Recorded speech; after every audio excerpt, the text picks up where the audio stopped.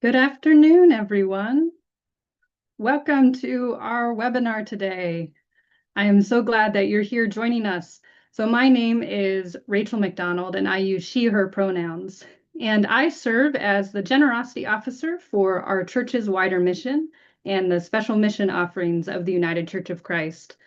My work is to equip and support generosity across the United Church of Christ. And today, I'm so excited for all of you to meet just a handful of our Neighbors in Need grant recipients.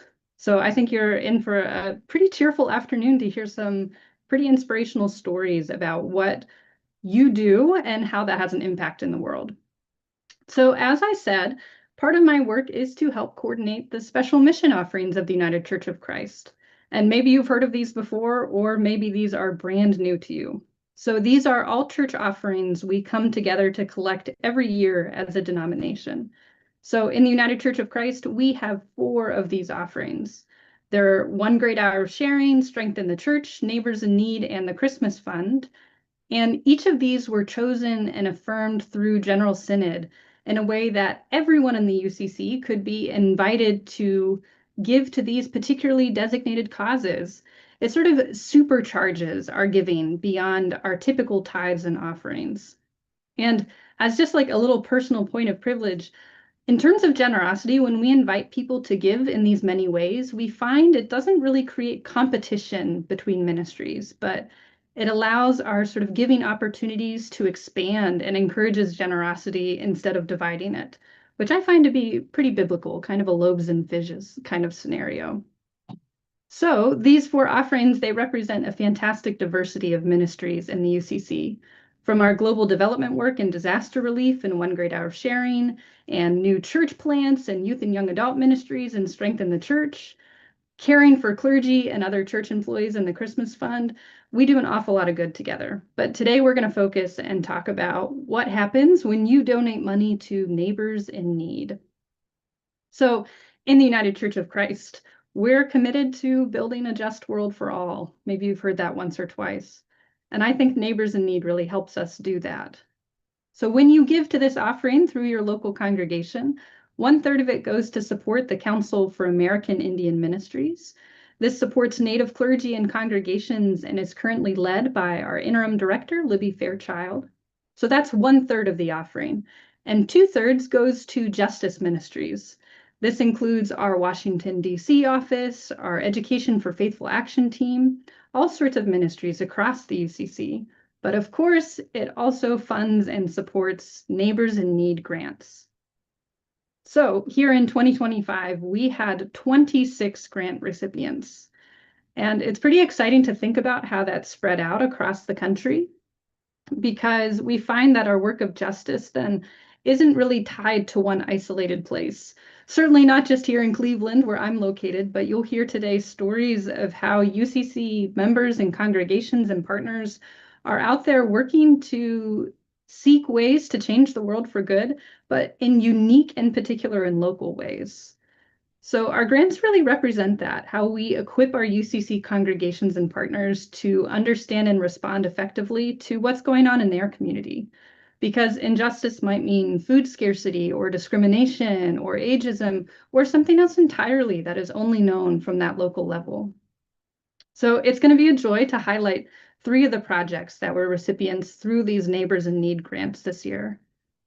So I'm excited to hear their stories, but what I've been moved about is this kind of helps connect the dots for me. So I've been a lifelong member of the UCC and have given to the special offerings long before I took on this role. And, in years past, maybe I put money in an envelope, or I think probably more likely I designated it through online gifts. I don't think I was using envelopes super often.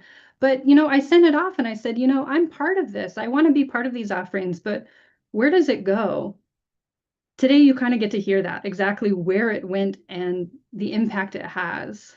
So whether you and your congregation have given to Neighbors in Need in the past, or maybe you're looking to do so coming up just this week.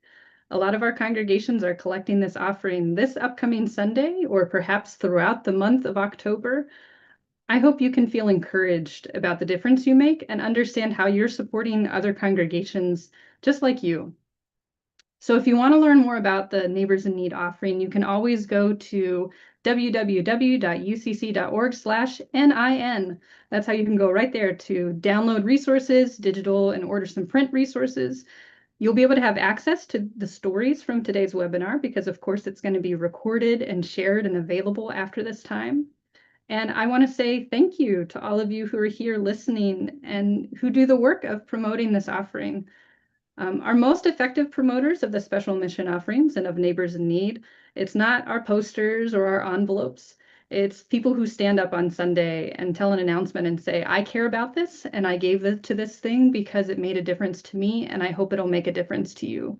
So thank you for coming to hear these stories, thank you for donating to the offering. Thank you for receiving the grants and doing the work of justice in the world. This is a really kind of full circle moment for many of us. So of course, too, if you have any questions today or you want to learn more or want to know where to find me, again, my name's Rachel McDonald. My email is mcdonaldr@ucc.org. I know this is, again, a big week for a lot of churches promoting this offering. So if you have questions, please be in touch. But also, I want to make sure we spend most of our time, again, hearing these stories. So like I said, today we have 3 different grant recipients that we're going to hear from, 3 different grant projects. So I'm going to get ready to invite our first sort of pair of panelists to come and tell their story to us.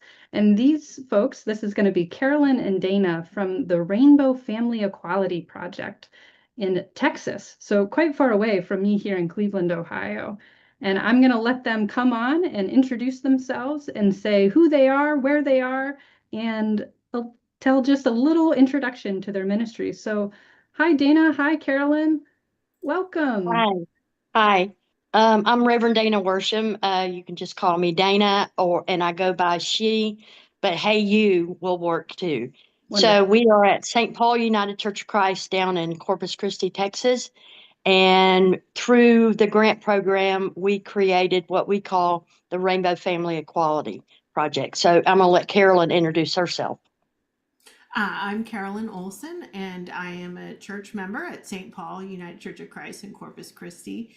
And I guess Dana and I kind of work together on the grant. I'm kind of the wordsmither that organized it, and Dana's kind of the doer and the implementer. Well, hello and welcome to the both of you.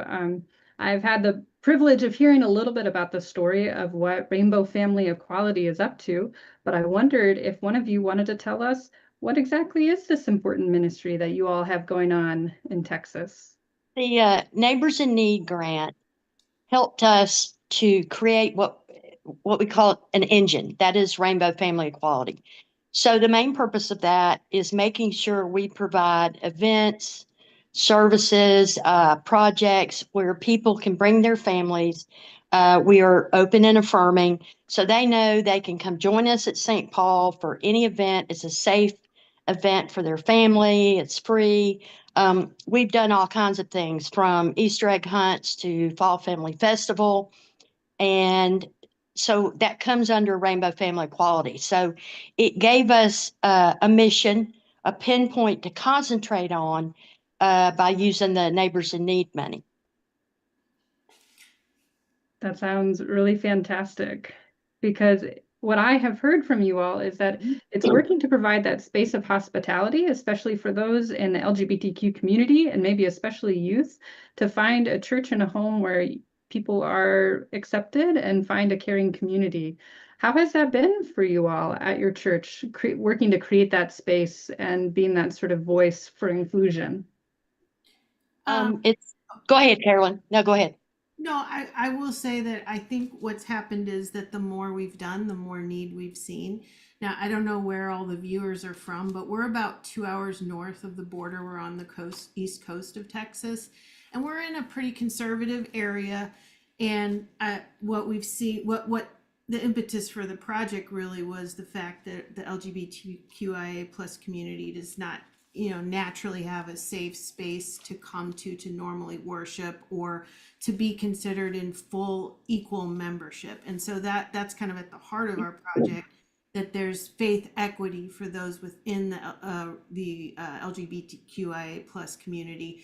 But beyond that, we also, and I mean, this is important, I think Pastor Dana has emphasized, is that the rainbow represents all families and all kind of amalgamations, because you can have ally families that have LGBTQIA plus kids, any combination, and or just straight families. But we want to make sure that everyone's included, but we also want to make sure that our LGBTQIA plus folks know that it's safe, or if St. Paul isn't the right place for them, that we can refer them to an appropriate safe space for them to worship. And so that's really the heart of the project. But I think as a church member, what I've seen is that the more we've done, the more need we see, and the more we see that it's not just the youth, it's the teens, it's the young adults, it's the older adults. And I think that's where we've been very effective in terms of Pastor Dana's natural connections that she's built to our community partners, which specifically, I mean, I can let Dana speak more to that, but the Pride community and the events that occur and co-occur with what we're doing in terms of the Pride parades and June Pride Month events, where we get exposure and then people become curious and realize and learn that there's a safe space for them to come and worship if that's what they choose to do. And if I may speak a little bit about what she was talking about, it's all about relationships. It's all about relationships. It's not what you know, it's who you know. So I know one of the things we're required to do when we report, make our reports a couple of times a year to the grant people, is making a list of everybody in the community that we have a relationship with. And you might think that's not a lot of people, but it really is. You know, a few years ago, one of our congregants made a very generous donation because we needed a new roof. And so we sought out a roof company, and one of our congregants who had used this guy recommended him. So we made a relationship with him and told him about the church. He gave us a great deal. We got a new roof and we're set. So he is a relationship. Our plumbers and electricians, we have relationships with them too. Other nonprofits in town. For instance, back last spring, we did a spring festival. We had an egg hunt, bouncy house. Well, we reached out to a local nonprofit foster agency. And foster parents are always looking for any parents are looking for somewhere to take their kids, A, that's safe, and B, it's great when those events are free. So we paid for some of the stuff we needed. The foster agency paid for other stuff. We had everything from a bouncy house, DJ, we had games and prizes. Of course, we had an Easter egg hunt. And we ended up having over 19 families, I think it was 19 families, over 30 kids. So those partnerships really help, because if you partner together, you're reaching out beyond what you know. Right. And so it's double the exposure. And all these foster families know somebody that knows somebody.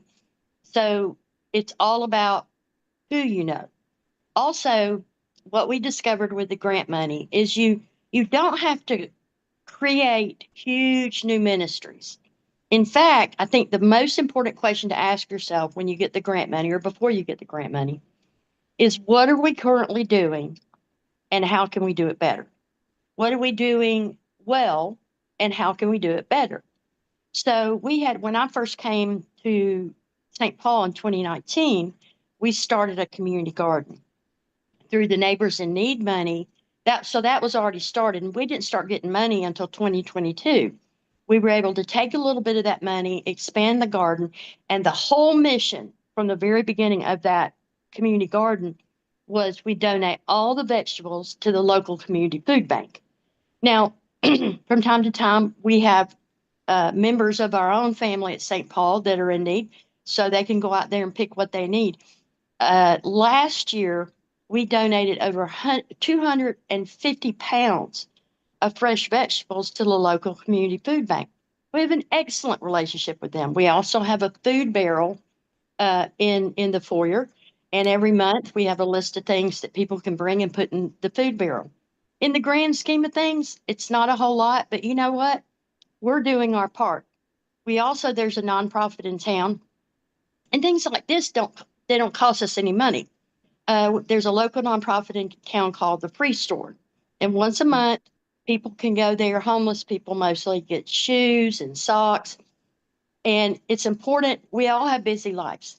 So keep it simple. When you ask people to donate this or this. So what we did is we picked socks. And everybody's right now has got socks in their drawer they don't ever wear. They're pushed to the back.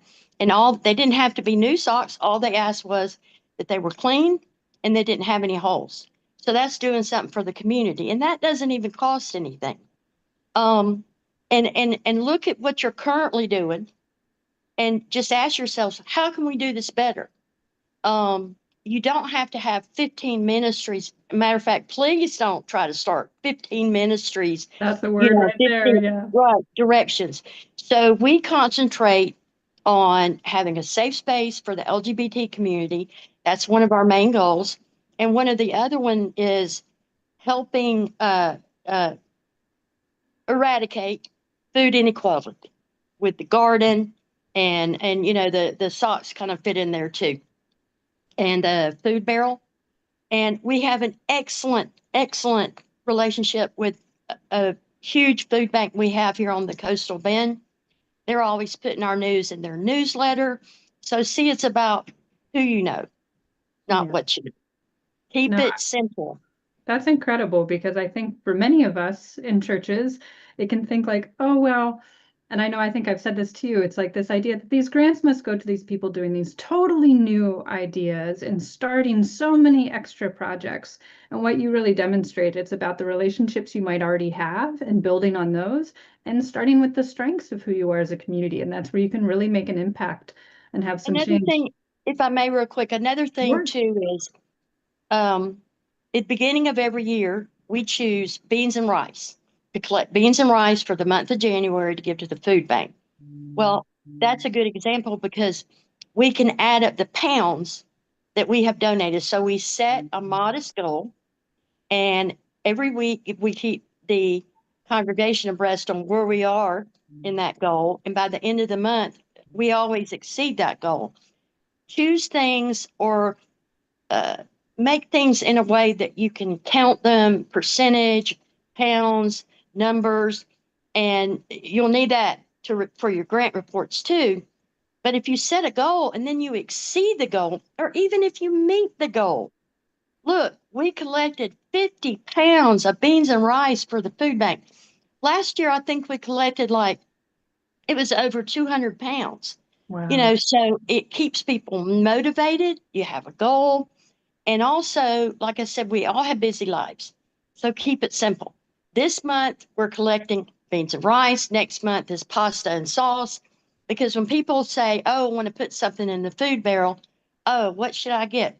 Oh, beans and rice. Keep it simple. I love that. We have a quick question I think we can answer. They want to know how large your congregation is. Back in 2022, when we started getting grant money, we were probably running anywhere from 25 to 30 people in service. Now we're in the high 60s. And I must say, I guess I'm a little biased, we are a healthy congregation. Healthy. We're friendly. Everybody that comes said it's like a family. So now we're high 60s. Well, we have a few pictures from your ministries that I would love to share. And I'm going to pull them up here for us. And I wonder, Carolyn, if you might even tell us a little bit about maybe some of these pictures. Sure. Oh, I have a couple here I'll go through and we can look at, but it's so lovely to see your smiling faces. Right. Yeah. So this one's a great example of what Pastor Dana was talking about in terms of dovetailing what we're already doing with our Rainbow Family Equality Project. So this is a picture of some of the fresh fruits and vegetables on the altar there that we collected, and a lot of some of our congregants there.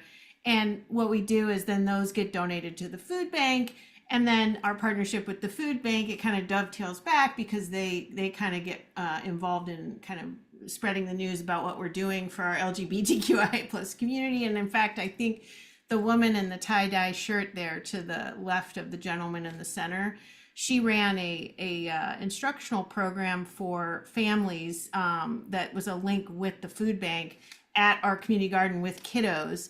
And we emphasized kind of that all families were welcome, right? Like whether it was a LGBTQIA plus family, straight family. So you see how we kind of dovetailed those together, and it was something we're already doing. So this picture kind of embodied that. So I love that. and yeah, and then this one, the shirt there, that's a Christmas tree that we were putting up for the holidays. But you can see the back of that's one of our church members, Caleb, back of his shirt. That was some swag that we created from the Neighbors in Need grant money. And you can see the slogan that actually Pastor Dana came up with: all families are sacred, rainbow family equality. And that just kind of embodies what we do. Is like, we have those shirts, our members will wear those. We also sell them like at the block party for the Pride Parade or at other events. And then that becomes further kind of messaging to people in the community, whether they're allies or LGBTQIA plus or unfamiliar at all, that, hey, what does that mean? What's that about? So it's just kind of a inexpensive way to get the message out there. And then this picture is actually of a banner that a gay couple in our church created in front of the church, which really advertises that open and affirming kind of welcoming nature. And these are all church members, I believe, in front of that banner. And those are actually ally families. So that was a cool picture because they're ally families that are there supporting.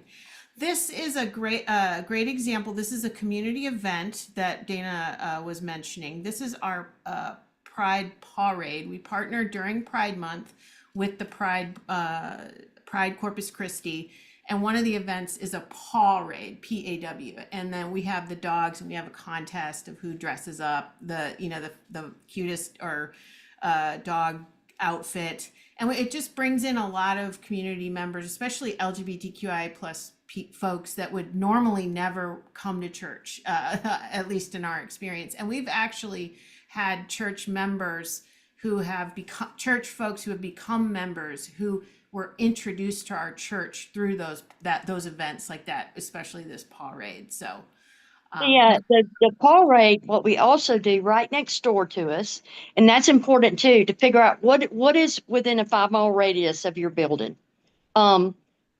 There's a senior care facility next to us, right next door to us. So we parade the animals. We tell them in advance. We parade the animals over, and this event's always on a Saturday, to the senior care facility. We take the dogs in. We let the old folks pet the dogs. They have a separate part for dementia patients. We take the dogs back there too. It's good for them. It's great for them. They love it. And we foster that relationship with this unit next door. And we help each other out. We've done that. Anytime we have an event, they're like, come get ice over here. We have this giant ice machine. It's all about relationships. It's all about relationships. Dana, Carolyn, that's a fantastic little sort of cherry on top, and I hope people kind of carry forward. I think you two being here in partnership and working together for this is such an example of that as well. Thank you for sharing the story of that ministry. Those pictures are so cute too. I think everyone wants to see a little adorable dog ready for that. But of course, we have even more Neighbors in Need grant recipients. It feels like, where could we even go from here? But we're going to switch and say thank you to Carolyn and Dana and move along to hear the story of now the Northern Lights Food Share. So we're traveling pretty far now to talk to Va'a to hear about not what's going on we're not in Texas anymore, that's for sure. So could you tell us who you are, where you are, and what ministry do you represent today? Thank you, Rachel. Talofa, everyone. My name is Reverend Va'a. My pronouns are he and him, and I serve as the lead pastor of the Christian Worship Center, UCC, here in Anchorage, Alaska, from the Pacific Northwest Conference. It's truly a blessing to share with you the story of something very close to our hearts. Our ministry is called the Northern Lights Food Share. And today, hopefully everyone can see it. You are representing well with your swag, with your shirt and your hat. And it's great to see. We'll see in some of the photos too that similar, you guys are promoting who you are and sort of putting that out into the community as well. So could you tell us a little bit more about the Northern Lights Food Share? What do you all do as a ministry together? Yes, so thank you.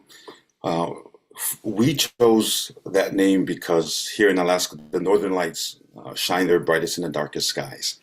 And that's what this ministry we hope that's what we're portraying, bringing light in dark and difficult places, showing up with warmth, showing up with hope, and where love is needed. And I want to say this from the beginning, Rachel, to all of our donors, that this isn't just our story, it's your story too. And every prayer you prayed, every dollar you've given, every word of encouragement is all part of our ministry together. We feel that together we're doing more than handing out meals. We're building hope, and we're restoring dignity and creating a community where nobody's forgotten. So this whole mission started right where we were planted. We're a very new church. We're a church plant. The church building we rent is surrounded by homeless camps. And for the last 2.5 years, we gathered to worship, and just outside our doors were our neighbors, people facing hunger, people facing a lot of hardship, and we saw that. And we felt the Spirit whisper something that would change us forever. A lot of our members talked and was like, no, we can't just walk by. We see them. We got to share our meals with them. We got to show love. So we didn't have much. Like I said, we're a small, growing church plant with very limited resources. But we offered what we had, a pot of soup, a few extra meals after service, a table to sit and eat together with them. And we invited our neighbors in. That was the beginning. And from that simple table, something that we feel that was holy, sacred, began to grow. So from that small start, the vision began to stretch beyond our little church, our block. And we started going to larger encampments all over Anchorage, bringing hot meals, sleeping bags, whatever that we could get, and it showed our love for them and, showing them that they're not forgotten. But here's the part that really, it still humbles me today. Even though we had so little, God took that little and multiplied it, especially with the help of the Neighbors in Need Fund and with the huge generosity of people, wonderful people like you. We were able to serve hundreds upon hundreds of meals. We were able to buy expensive sleeping bags, blankets, pillows, essential supplies to help our neighbors to survive the freezing Alaskan nights. And what we're giving is more than a meal. It's more than a sleeping bag. We feel that every time we hand something out, we're also handing out this message. You matter, you're seen, and you're loved. So that's really powerful. I just want to sit with that for a minute, because I think you demonstrate, again, it's funny the way we're going to hear these multiple stories, but you did that thing where you stopped and you just looked to say, who is right here next to us and what do they need, which is such a simple question, but it's such a powerful question. And then to not feel alone in your ability. And again, such a small thing in some ways to have this grant, but hopefully again, to just kind of multiply the ministry that you all were already called to is just, again, such a powerful thing. And same thing, I would love to share some of the pictures of what you all are doing as well, because same thing, I think it's really compelling. And especially as, again, I'll say, here I am in Ohio, my mind to think of, the gifts that we're sharing the whole way out in Alaska, it does feel almost like another world, but in a really encouraging way that we're still connected together. So let's take a look at some of these pictures, and maybe you two can let us know what's going on with the Northern Lights Food Share. So thank you for that. And some of the pictures that I've sent actually does not do justice. These are the pictures that was from my camera, and I think probably some of our members was watching, probably like, you should have given the pictures that we took. So as you can see, this is one of our meals that was shared. we went out to the bigger encampments. And one of the most powerful parts of this journey has been watching our youth rise up and lead. As you can see, they're all of our youth were there. They're not just sharing meals, as I've shared with y'all, but they're sitting down and having conversations. They're standing there and talking with our neighbors in need. They're praying with them, and they're learning that church isn't just a building we go to on Sundays. It's a way of being in the world, and through their hands, through their hearts, they're shaping a future that is more compassionate, more inclusive, and more just. And Yeah. as I said, you, our supporters, are shaping that future too. This is another night. These are different times, different days. We've gone out, I believe, 8 times to the larger encampments, and we share meals every Sunday. So this is just one of the Sundays, evenings after our service. And this is one of the first ones that we went out to right in the front of the church that we rent at. So these are some of the neighbors that we helped that evening. I love this picture. And it's so like, again, memories I have of taking part in ministries at churches where you're, trying to get huge amounts of food and someone's Yes, always cheerfully there helping. this is at Costco's. Of course, where ministry begins. Yes, my wife and I are shopping for our ministry, the Northern Lights Food Share, and as you can see, we buy for hundreds and hundreds of people, and as I've shared earlier, my camera doesn't do justice of all the people that were there. Yeah. This is just another day, and as you can see, most of them are the youth sharing the meals with our neighbors. We all have the same shirt on, Northern Lights Food Share, sort of letting everyone know. And if you can see the comma, we purposely put that there. The UCC comma is part of our ministry's identity.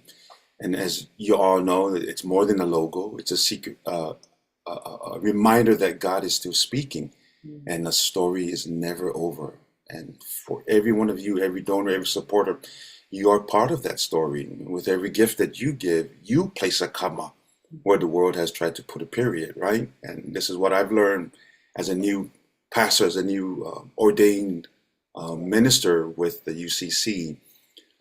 Where someone thought their story was finished, and you are helping to write a new chapter. And that's powerful, you guys. As I've mentioned, you're not just giving and being remote. You're actually right there. Where there's despair, you write love. And this mission is a living, breathing sentence of God's goodness. And your generosity keeps that story going.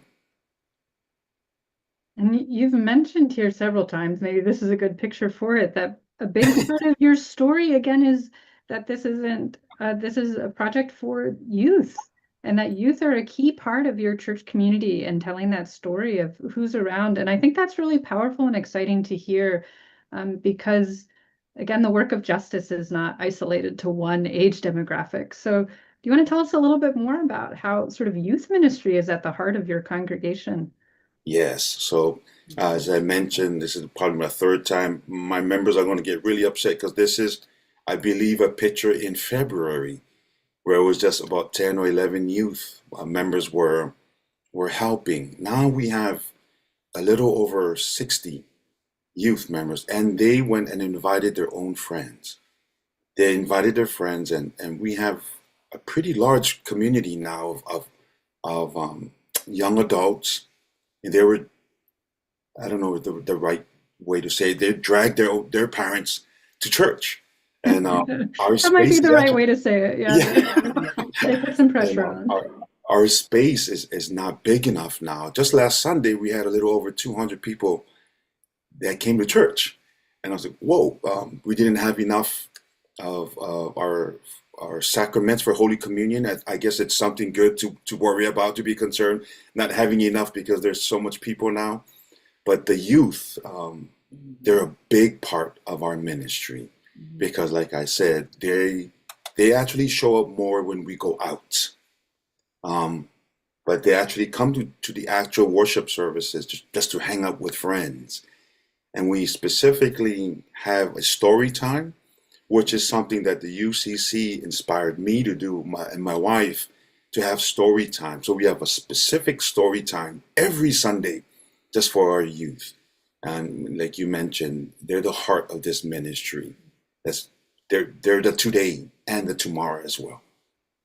I just love hearing that. And I think, it says somewhere that faith without works is dead. And I think there's just this encouragement to see that it is deeply compelling to know that there's a lot wrong in the world, but that there's something we can do, and how inspiring that can be, again, for all generations. Yes. I recognize a little bit of this here and out and about doing the good work. Yes, that's me and my wife. I believe she's watching from the. I always say this: I'm the better half. She's the best half. So That's so beautiful. Yeah. I hope she's watching and she knows that the ministry cannot work without sort of these teams. yes, And I wondered if you had any encouragement then to provide for others who might be looking to participate in similar ministries, or are just, again, trying to look to get that foothold of like knowing that there's, again, so much wrong in the world, and where do you start? yes. So thank you for that. Having said all that I said, um, I this is just a small corner of the world, right? And the need is growing just in Alaska, and so is the opportunity. And I believe that's the way it is in all the churches, in all the corners of the world. And I really, really believe, and our church believe, that this work is sacred, it's holy, and we're all committed to showing up again and again, not only to feed, not only to listen, but to care also in any type of ministry that you may be in as well. And again and again, I keep emphasizing this because we're such a small church. But with your continued support, we were able to reach farther, and we can serve more meals, we can keep more people warm, we can build deeper relationships, and you can do the same as well. Earlier, some of my colleagues, my peers with the Neighbors in Need grant mentioned that it doesn't have to be a big and a ministry. Where we started was right outside our door, and that's why we call it that's my neighbor who needs me. And together, like this karma, and we take this to heart. We can rewrite stories, turning despair into hope, turning invisibility into dignity. And from the bottom of my heart, and on behalf of our entire Northern Lights Food Share family, our Ohana Fa'afetai, thank you so much for your kindness. Thank you for walking with us. Thank you for believing in us. Thank you for shining the northern lights into the darkest places here in Alaska and throughout the world. Blessings to you all. Thank you so much for that story. And again, I think that encouragement for so many of us to know that, again, there's this impact. And I know I'm going to be carrying that story with me. I think we can keep hearing this thread of sort of teamwork and togetherness. So for our third and final group of Neighbors in Need recipients, we have the wonderful Heidi and Allie, who are joining us, I believe, from a coffee shop in Tennessee, which is fantastic, and I think really represents how ministry really works. You go where you can. And I would love if you guys could introduce yourselves, and same thing, tell us a little bit more about where you are, who you are, and what ministry you represent today. So, hi everyone, I'm Allie Ross. I'm a member of the Pilgrim Congregational Church. We're located in Chattanooga, Tennessee. Chattanooga is in the southeast corner of Tennessee. As I'm sure we are not unique in this, but our community is experiencing a growing number of income and educational disparities. Our congregation is about 60 to 70 in person, 10 to 15 over Zoom weekly. We are the only UCC congregation within about 80 miles. So we get people from a pretty large radius. Yeah. Hi, I'm Heidi Kelly. And yeah, so we're touching Georgia. We're almost touching North Carolina. We're kind of in this weird, very conservative South. southern city. It is, as Allie said, a changing city, but as cities change and as they become kind of more hospitable to people wanting to come here and move here because it's such a great place, the disparities kind of continue to widen. And so I think that our pastor, Reverend Catherine Toledano, was the one who wrote this grant first. She had in mind specifically a group of 5 kids that were coming to church. A member was bringing them. Their families worked like nights. There's a fair number of chicken processing plants downtown, and they were working nights, and the kids wanted to come. The parents didn't come, so they would come, and then often they came kind of hungry. So we talked about Matthew 25. I was hungry, and so you gave me food. We wanted these kids to come and be fed both kind of spiritually and physically. So that's what the goal we started with. And we thought, well, if these kids are around, we're probably other kids in the neighborhood that also have this need. And, Sunday is, you're now 2 days out of school. If you're food insecure, that's certainly a time you may or may not have access to food. So anyway, we tried to open our doors just to anybody who would come. We advertised around in community. There's a community center just down the street, in neighborhood meetings, and we just kind of really wanted people to come and to know that we were there. We wanted to kind of love on them, and then we wanted to get to know them. Here are the little kids that were kind of the initial idea. And then really this was our first time. It kind of got placed in Allie and my lap. Catherine said, I think this would be a great thing to work on for you. I think my attendance was slightly sporadic, and she knew I needed a project to get me to come more regularly. What a pastoral move to say you want to be active in this way. Work for both. Yeah, and we were joking that Allie was the one always cooking the pancakes. She has celiac, and I'm a vegetarian, and I was always like cooking the sausages. But we really thought this was going to be a thing that we opened the doors and people would come. They really didn't, honestly. We had a few people wander in. We're not too far from a local hospital, so every now and then someone would get discharged from the hospital and wander in, or somebody would go by and see our signs and decide to wander in. But I think it felt kind of intimidating to be invited in. I think it was hard for people to think that there weren't strings attached. I think they were worried, especially where we live, that there was going to be, that we were going to proselytize or expect them to stay for church, which of course is, we would love for them to stay for church, but that was never an expectation. We wanted to make that really clear. Yeah, and I want to talk a little bit about that, because I think, and I'll pull up your wonderful slides again, because you guys represent, I think, something really important when it comes to justice work, which is sometimes you put yourself out there and you have really good ideas and you're so hopeful, and then something changes. Or I think the nicest way to think of this is you actually listen to the people who you're trying to serve and work alongside, and you find you might have to pivot a little bit. And I think you guys have a great story about that. So how was that when you sort of tried one thing and then had to maybe adapt a little bit and say, wait, is God kind of nudging us in slightly different directions? Yeah, I think what we decided is that this was kind of intimidating.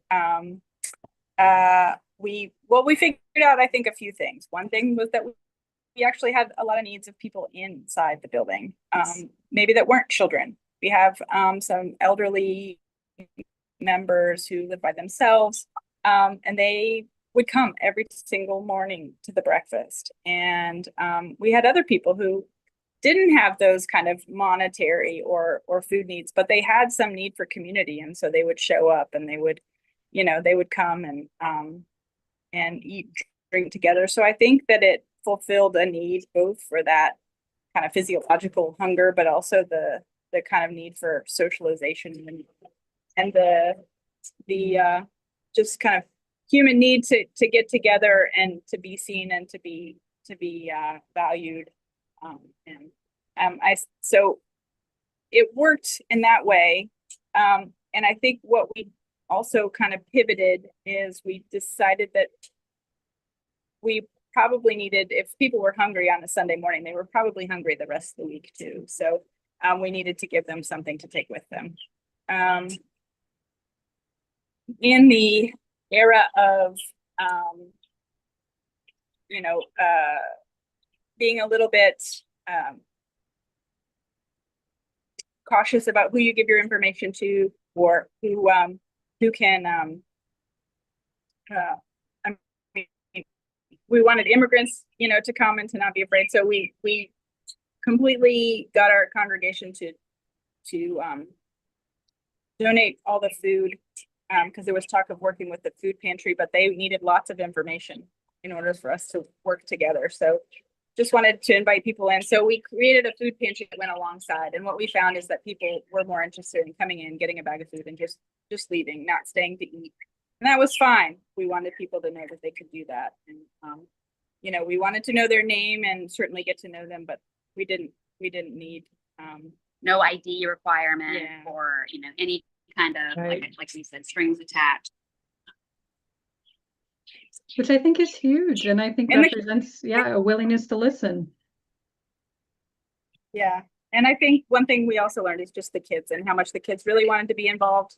They were there to welcome people. They wanted to help organize the pantry. They wanted to make signs for labeling, which ones were pancakes and which was sausage. And, they really wanted to be involved. They wanted to dress up and hold the signs. Yeah, we have a in. great picture of this. Let me interrupt because everyone absolutely needs to see this. I believe a banana costume, which really I think is about the best advertising you could have. Yeah, that was my son. That was his idea. They were out there for probably an hour. Every time we did this. Yeah, and they really enjoyed it. And I think it was really helpful. They're seeing the growing disparities in our community. They are noticing it too. And so this is a way to teach them, how to get involved at a local level. A lot of things on a global level are out of our control. But they're, learning that there are things that we can do within our community, which I think was a really helpful lesson for them. Absolutely. I mean, I think this was it was going forward. It gave us a chance to reflect on our values, that we really do want to do this in some way. So we want, we are going to focus more on the food pantry. We are, our congregation did a good job of bringing in donations. So doing that, we found that there were more needs beyond food. So we've worked to establish kind of a benevolence fund, when someone needs help with gas money or something else. Instead of the breakfast, where we needed the grant money, I think there's a question about self-sustaining. We decided to do quarterly potlucks. So still, that fills the need for the community, the sense of community, the sense of getting together. And then also we open our doors, certainly want to invite people in. And we're learning still how to outreach, how to get people in. People don't know us and they may or may not trust us. And they don't know kind of our motives, which were just to kind of get to know people and to love on them. So we're still working on that, and that's kind of where we're going moving forward. We'd like to continue this maybe in just a slightly different format. It sounds like you guys are, again, sort of looking ahead and still imagining what could be. Is there anything that you're like the most excited about? And this might sound a little funny because I think this work can be, a lot of forms of ministry can be challenging because you're looking at things that are really quite awful, but then you turn around and you see a kid in a banana costume and you say, oh, maybe we're going to be okay. So, and you already shared a little bit. It's like you two working together and having a friend to kind of sharing it with has been a joy. But is there anything you're like looking forward to then in these plans that you know has been life-giving to you or to the congregation? I think the kids, I mean, knowing that they eventually have to move this forward, they're you absolutely were talking about the youth and how, they bring energy and just enthusiasm that maybe we've lost along the way a bit to some of these things, and helping them also to be motivated to do those changes. Sometimes I do feel a little bit depressed as a mother about what kind of world we're giving them, but then we kind of all come together and do these things together, and I think, okay, well, we'll be okay. Absolutely. I definitely And then think also so. just adapt and grow and learn from it, like pivot as needed and learn as we go. That's huge. You may not know this, but sometimes in the church, we're not really very good at adapting or pivoting. We kind of come up with one idea and really stick with it.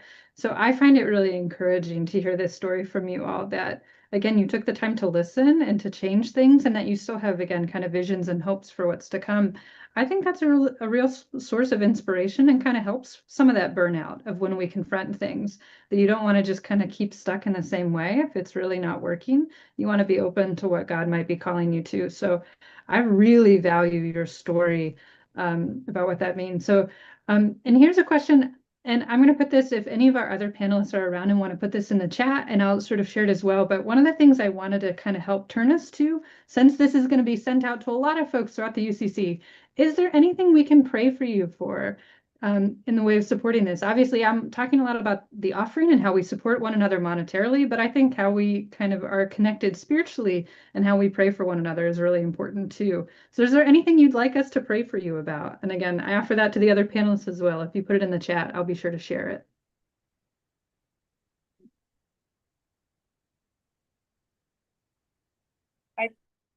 I think this sort of thing, while not a prayer, this sort of thing coming together and getting to hear that other people are doing this work and that there are other. Sometimes you can feel like you're in a silo, and it feels very.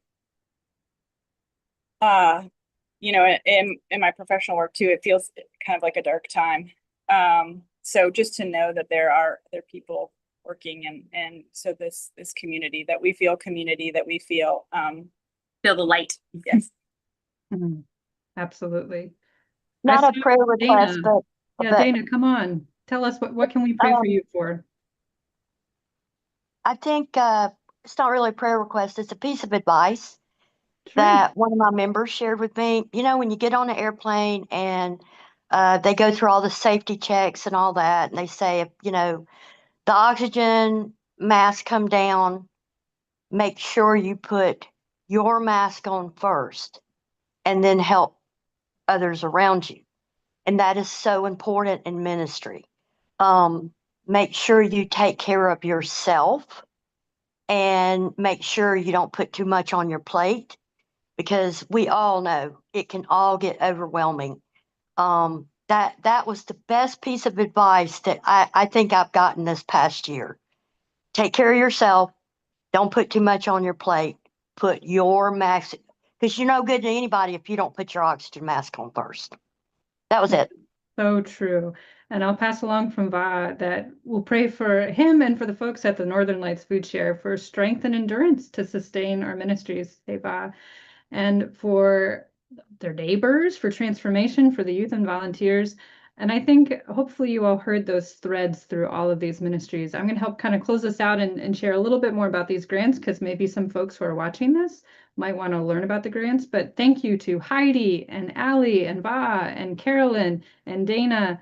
It's been so incredible. Do any of you have any final thing you want to say before I say you all can relax and I'll help close this out? I don't want to cut any of you off. Just thank you for having us. It's really great to be here. Of And it was course. really everybody's stories. And thank you for all the support, because we wouldn't have been able to do any of what we're doing without the Neighbors in Need Fund. So thank you so much. Yes, and thank you for listening to our stories, and thank you for being a part of the story. Blessings to you all. Thank you. So with those sort of wonderful blessings from, again, our grant recipients, here's a little bit more encouragement and sort of information before we wrap up for today. So maybe some of you all who are hearing this are part of churches and you are saying, gosh, maybe we could take part in a Neighbors in Need grant.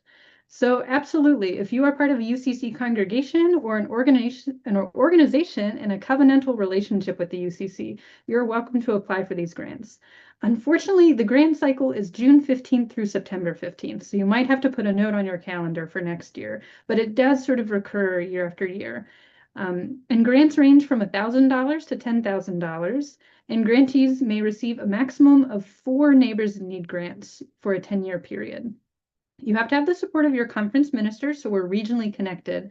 And there are annual reports that are due, but you can find more information about this. I'm going to put the link in the chat. I think I can do all things. And I encourage you, again, if you were inspired by this, that perhaps you want to take part in that way. And if you have questions about the granting process in particular, I invite you to reach out to Christine Lucarelli. She is our wonderful sort of granting coordinator. I think I saw her in the chat, and she will be happy to help kind of provide any more information you might want about the Neighbors in Need grants or several other of our UCC grants as well. Another note that I would really be sort of remiss in not sort of sharing. Of course, you've heard about what the generosity to Neighbors in Need equips, but this webinar and other ones like it are actually made possible through your gifts to our church's wider mission, which is another part of my work, which is sometimes how we share our gifts from local churches to conferences and the national ministries to provide kind of the structure and staff to make our collective work together happen. And I think today you've heard just how important it is to be able to connect with one another, to not feel alone. How cool to hear stories from Texas to Alaska to Tennessee. I feel really encouraged to know that ministry, again, is not something done in isolation. And so your gifts to things like our church's wider mission really do make that possible. That's why we're here today. So thank you for your gifts to that, to Neighbors in Need. I hope to hear from any of you if you have questions. I think pretty much all of our panelists also offered to say if you have particular follow-up questions about their ministries, to be sure to find them. You'll be receiving more information if you registered for this webinar in a follow-up email, and you can find this recording. It will be on YouTube so we can share, and maybe you're watching it there right now. Who knows? But thank you for your support of Neighbors in Need. Thank you again to all of our participants for sharing the stories of your ministries and making my day a little bit brighter. So to all who've gathered here today, thanks for your time. Please be in touch and many blessings. I hope to see you the next time.